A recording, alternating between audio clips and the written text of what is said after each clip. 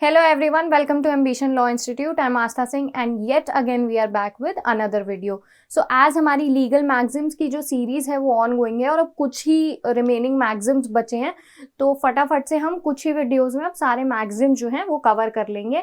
And as I have told you, इनकी हमने ना अलग से एक प्लेलिस्ट बना दी है सो दैट आपको कभी भी रिवाइज करना हो तो आप एक ही प्लेलिस्ट में सारे मैगजिम्स जो हैं देख करके रिवाइज कर सकते हैं या फिर गो थ्रू कर सकते हैं. So the maxims that we will be discussing in our today's video are going to be res publica and forum non convenience. तो हम जानेंगे कि ये मैगजिम्स कौन सी सिचुएशंस होती है ऐसी जहां पर यूज करे जाते हैं और इनका लिटरल मीनिंग डेफिनेशन क्या होता है. So the first maxim that we are discussing is res publica. अब रेस पब्लिका क्या होता है? बेसिकली ये पब्लिक अफेयर्स की बात कर रहा है. तो इसका मीनिंग है that all things subject to concern by the citizenry, the root of the word republic. तो पब्लिक अफेयर्स को आप कैसे समझेंगे? कोई भी ऐसी चीजें जो कि पब्लिक अफेयर में होती हैं. मान लीजिए गवर्नमेंट ने कोई लॉ ही बना दिया और उस लॉ को उसके बाद में गवर्नमेंट ने इम्प्लीमेंट कर दिया, तो अब क्या है, वो लॉ भी उसको फॉलो होना कि सिटीजन्स उसको फॉलो कर रहे हैं या नहीं कर रहे हैं, क्योंकि वो है तो इवेंचुअली सोसाइटी के बेटरमेंट के लिए ही. हमें ये कंसिडर करना है कि गवर्नमेंट ने जो लॉ बनाया वो सोसाइटी के बेटरमेंट के लिए, तो यहाँ पे सिटीजन्स की क्या रिस्पॉन्सिबिलिटी है कि वो उसको फॉलो करें, क्योंकि वो किस लिए है, पब्लिक गुड के लिए है या फिर हम कह लें पब्लिक अफेयर में है. So this is what this maxim means. Now res publica is a Latin term that means public affairs और commonwealth. Res publica is a Latin term that refers to the affairs of the state. कहाँ के affairs की बात हो रही है? State के, एक पर्टिकुलर स्टेट के. The public good and the collective interest of the people. तो ये बात यहाँ पे बहुत ध्यान में रखने की है कि ये पब्लिक गुड की बात करता है और collective interest of the people की बात करता है, कि ये पीपल जो है उस स्टेट के जितने भी लोग हैं उनको कलेक्टिवली देखता है. It is an important concept in political and social theory and serves as a reminder of the responsibilities of citizens to participate in public affairs. तो citizens की क्या responsibility होती है कि उन्हें participate करना है ऐसे public affairs में and work towards the betterment of the society as a whole. कैसे काम करना है? collectively काम करना है. किसके लिए? society के betterment के लिए. So this is what this maxim is all about, that res publica is something which talks about public affairs and this is what a Latin phrase. So the next maxim that we are discussing in this video is forum non conveniens. अब क्या होता है ये डिसअग्रीएबल forum? तो meaning पढ़ने से पहले slide से मैं आपको ना बहुत सिंपल टर्म में से समझा देती हूँ कि बेसिकली एक ऐसे ज्यूरिसडिक्शन की बात कर रहा है. हमें पता है ज्यूरिसडिक्शन हर किसी कोर्ट का या फिर किसी अथॉरिटी का अपना एक ज्यूरिसडिक्शन होता है जहां तक कि वो काम कर सकते हैं. तो इसमें जो है, जो फोरम है ना, उसका वो ज्यूरिसडिक्शन नहीं होता है किसी एक रिस्पेक्टिव मैटर में अपना कोई भी ओपिनियन देने का.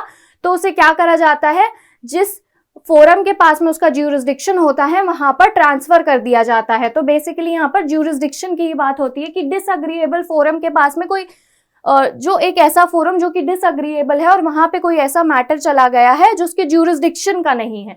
तो एक बार इसको स्लाइड से पढ़ते हैं. Concept wherein a court refuses to hear a particular matter. अब ये आप ध्यान से समझना, कोर्ट ने मना कर दिया एक पर्टिकुलर मैटर सुनने के लिए, citing a more appropriate forum for the issue to be decided. Court ने क्या बोला कि हम ये मैटर नहीं सुन सकते हैं, आपको किसी ऐसे पर्टिकुलर फोरम में जाने की जरूरत है जो कि इस मैटर के ज्यूरिसडिक्शन का है, जो ज्यूरिसडिक्शन इस मैटर को कवर कर रहा है. Forum non-convenience is a legal doctrine that allows a court to decline jurisdiction. याद रखने की बात है ये कि forum non-convenience is a legal doctrine that allows, क्या कर रहा है, कोर्ट को पावर दे रहा है, कोर्ट को to decline jurisdiction over a case when another forum would be more convenient. यानी कि कोई दूसरी फोरम जिसका वो ज्यूरिसडिक्शन होगा, कोई दूसरा कोर्ट जिसका वो ज्यूरिसडिक्शन होगा मैटर सुनने का, उसको वहां पर भेजा जा सकता है और appropriate for the resolution of the dispute as I have told you. It is often used in cases where the parties involved are located in different jurisdictions और where the subject matter of the case has little connection to the forum where the case was initially filed. तो कई बार आपने देखा होगा, मैंने आपको पिछली किसी वीडियो में ना जीरो एफआईआर के बारे में भी बताया था. तो बेसिकली जीरो एफआईआर क्या होता है कि मान लीजिए जो क्राइम है वो किसी और जगह पर कमिट हुआ है, लेकिन अभी आपके पास से जो नियरेस्ट जगह पॉसिबल है या फिर पुलिस स्टेशन हम कह लें, वहां पर आपने एक एफआईआर फाइल कर दी. तो वो क्या कहलाएगी, वो जीरो एफआईआर होगी।